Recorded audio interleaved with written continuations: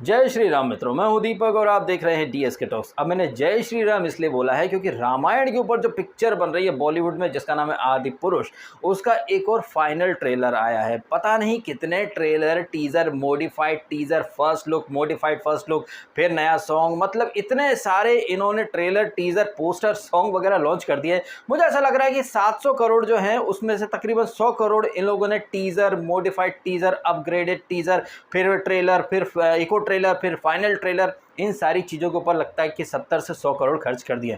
वैसे यहाँ पर ना इस आदि पुरुष के लिए मैंने बाहुबली 3 टर्म का इस्तेमाल किया है अपनी थंबनेल में, और अगर आप थोड़ा सा ध्यान देना तो यहाँ पर काफ़ी चीज़ें बाहुबली और आदि पुरुष में एक जैसी हैं। बाहुबली 2 का एक अद्भुत डायलॉग आपको याद होगा कि देवसेना औरत पर हाथ डालने वाले की उंगलियां नहीं काटते हैं उसका गला।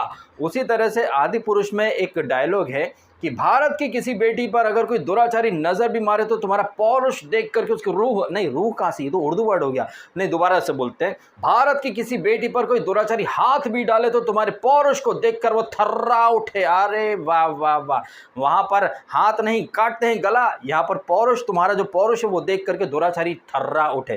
तो ये डायलॉग काफी ज्यादा सिमिलर है। वहां पर नाद्वे मणिबंधनम बहिर्मुखम करके 3 तीर छोड़ता है अपना ये महेंद्र बाहुबली, यहाँ पर भी उसी अंदाज में वो धनुष से बाण को छोड़ रहे हैं। एक चीज और जो बाहुबली और आदि पुरुष में समान है, वहां पर बाहुबली अपनी माँ देवसेना को कैद से छुड़ाने के लिए जाता है, और रामायण में तो आप सब जानते हैं कि सीता माता जिनका अपहरण करके रावण ले गया था। अब यहाँ पर ये जो ट्रेलर शुरू होता है, इस ट्रेलर में सीता माता को कुछ अद्भुत टाइप की मायावी शक्तियों से वो उड़ा करके ले जा रहा है। काफी अतरंगी टाइप का सीन है। और हाँ, रावण जो कि परम शिव भक्त था, हमें यहाँ पर देखने को मिलता है जैसे ही रावण उर्फ सैफ अली खान,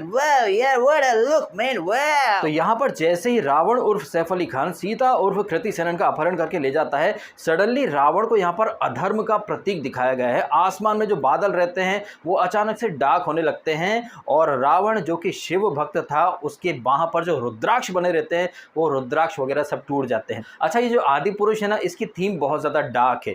अब जितना मैंने समझा है सिनेमैटिक पॉइंट ऑफ व्यू से, डार्क थीम का मतलब है अधर्म का प्रतीक, अधर्म, अन्याय, असत्य, इसे कहीं ना कहीं डार्क शेड में दिखाया है। ये एक फिलॉसफी है ओम राउत की, और वो इस तरीके से अपना मैसेज पोर्ट्रे करते हैं। अगर आप इस ट्रेलर को या इससे पहले के ट्रेलर्स को ध्यान से देखें तो सैफ अली खान जब जब आता है वहां पर डार्क शेड हो जाता है। वहीं प्रभास या फिर वानर सेना जहां दिखाई जाती है वहां पर कलरफुल माहौल है, बट वो कलरफुल माहौल भी थोड़ा सा डल शेड में दिखाया जा रहा है, जबकि ये काफ़ी वाइब्रेंट होना चाहिए, कलर्स काफ़ी खुल करके निखर के आने चाहिए। लेकिन यहाँ पर काजल की कोठरी टाइप का सेटअप बना दिया है। अब यहाँ पर यह भी हो सकता है कि सोने की लंका जिसे हनुमान जी जला के चले गए थे, शायद वहाँ पर वो अंधेरा इसलिए है क्योंकि लंका की जो चमक है वो जल चुकी है। वहाँ अंधेरा इसलिए क्योंकि लंका को हनुमान जी ने जला दिया था, तो शायद इसलिए वहाँ पर डार्क शेड या डार्क थीम ज़्यादा लग रही है। बट अगर हम लंका को छोड़ दें और अगर हम देखें जहां पर वानर सेना आ रही है, तो वहां पर हम देखते हैं या तो मध्य रात्रि है या फिर अर्ली मॉर्निंग का टाइम है, और आसमान को देखें तो काफी डार्क शेड दिख रहा है। तो मतलब यहां पर अंधेरे में कौन से युद्ध हुआ करते थे,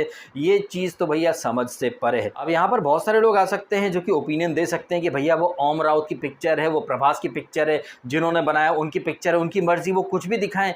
तो भैया उनकी मर्जी, उनका प्रोजेक्ट, या फिर उनकी लाठी उनकी भैंस, ये काफ़ी जगह ये लॉजिक फिट बैठ जाता है। बट ये लॉजिक रामायण या महाभारत पर फिट नहीं बैठ सकता, क्योंकि रामायण किसी की लाठी किसी की भैंस के स्टाइल में आप नहीं बना सकते।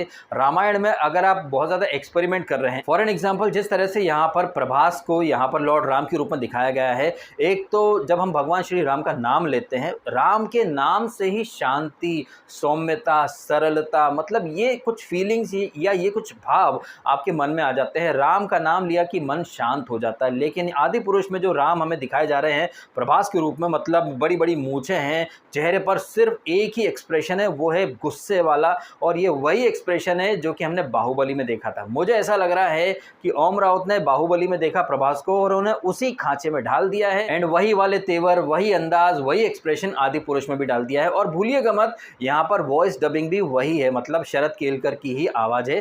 तो वो आवाज़ में भी क्रोध ज़्यादा दिख रहा है, एक सौम्यता, सरलता।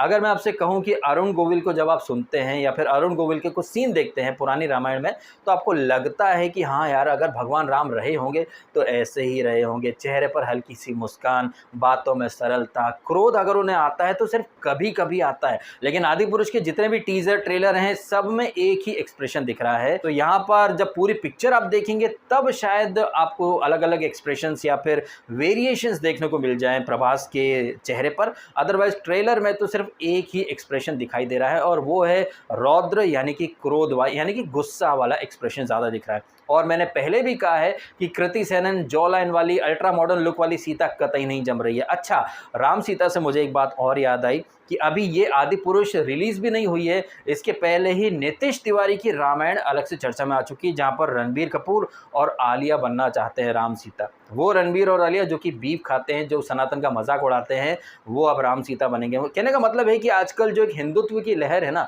बॉलीवुड वाले उसमें अपनी रोटियां सेकना चाहते हैं। उन्हें हिंदुत्व से, सनातन से, रामायण से, भगवान राम सीता से कहीं कोई मतलब नहीं है। बट इन लोगों ने रामायण महाभारत के ऊपर अपनी एक दुकान चलाना शुरू कर दी है और उन्हें पता है कि जब बात आस्था की होती है तो लोग कुछ भी छोड़ करके सिनेमा हॉल में टूट पड़ेंगे। और यही फिलॉसफी लेकर आदिपुरुष वाले भी कूद पड़े हैं। उसके बाद नीतीश तिवारी कूद पड़ेंगे अपनी रामायण लेकर के, जिसमें यश वही अपना केजीएफ वाला उसे रावण बनाने की बातें हो रही हैं। वहीं अगर हम यहाँ आदिपुरुष में देखें तो वाह व्हाट अ फिल्म मैन, ये सैफ अली खान जिसने कहा था कि ब्रिटिशर्स के पहले इंडिया का कोई एग्जिस्टेंस नहीं था। इसीलिए मैं बार बार कह रहा हूँ बॉलीवुड वालों के ऊपर कि ये बॉलीवुड वाले जिन्हें ना सनातन संस्कृति से मतलब है, ना हमारी हिस्ट्री से मतलब है, हर चीज़ को ये लोग मिथ बोल देते हैं। मिथ यानी माइथोलॉजी, जबकि रामायण कोई माइथोलॉजी नहीं है। रामायण हमारा इतिहास है, महाभारत हमारा इतिहास है। और वो लोग जो रामायण और महाभारत को गालियां देते हैं, मिथ बोलते हैं, वो हमसे एक्सपेक्ट करते हैं कि हम मुगल्स को सच मान लें। अगर रामायण और महाभारत आपको माइथोलॉजी लगती है तो मुझे भी ये मुगल्स और ये मुगल्स की बातें, वो वास्तुकला प्रेमी थे, ये थे, वो थे, मुझे वो एक मिथ लगता है। अगर आपको रामायण महाभारत मिथ लगती है तो मुझे मुगल्स और उनके चेले चपाटों की बातें मिथ लगती हैं। अपना फंडा बहुत सिंपल है। आप अगर मेरे कल्चर या मेरे ट्रेडिशन की रिस्पेक्ट नहीं कर सकते तो मुझसे वो एक्सपेक्ट मत कीजिए कि मैं आपके ट्रेडिशन की रिस्पेक्ट कर दूं। और सैफ अली खान जिस तरह से बयानबाजी करता रहता है, उसकी बातों में हमेशा एक हिंदू फोबिया दिखाई देता है। तो एक ऐसा हिंदू फोबिक इंसान जो अक्सर हिंदुत्व या फिर हमारे कल्चर के अगेंस्ट बातें करता है, वो पैसे के लिए हमारे कल्चर पर बनने वाली फिल्मों का पार्ट भी बन जाता है। मतलब उन्हें पैसा कमाना है कुछ भी करके। गंदा है बट यही बॉलीवुड वालों का धंधा है। राम नाम की लूट है, लूट सके तो लूट। इसी पद्धति पर चल करके टी सीरीज वाले कूद पड़े हैं और यहाँ पर थोड़ा सा वो चैरिटी का दिखावा भी कर रहे हैं कि भैया 10,000 फ्री टिकट देंगे अनाथालयों में, इसमें उसमें।